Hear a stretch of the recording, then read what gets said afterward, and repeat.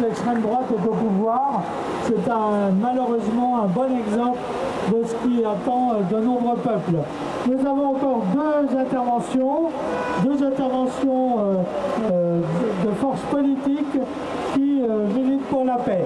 Tout d'abord, le PRCF, le pôle de Renaissance communiste en France, Aymeric Monville. Voilà, merci beaucoup. Alors, je vais peut-être surprendre beaucoup de gens, mais je milite pour la paix, je ne milite pas pour la Pax Americana. Et il y en a qui devraient un peu comprendre la différence, notamment un parti qui ose encore se dire communiste et qui a voté pour les crédits de guerre à l'OTAN en novembre 2022 au Parlement. Ça, c'est intolérable. À quoi ça sert de voir lu Marx pour réduire toute la politique de la Russie à un visage qui serait celui de Vladimir Poutine? À quoi ça sert d'avoir lu Marx pour imaginer que c'est la Russie qui a tout déclenché il y a 2 ans, comme si l'Ukraine n'avait pas été armée jusqu'aux dents par une bande de fascistes totanisés?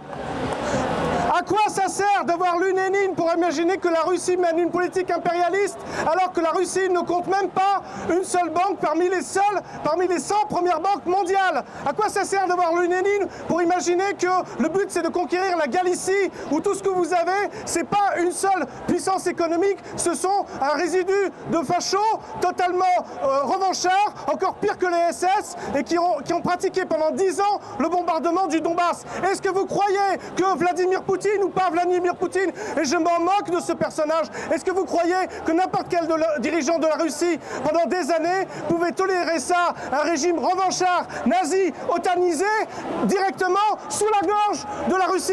C'est comme si on mettait la même chose en Belgique. Est-ce que vous pensez qu'on peut se tolérer ça? Moi non.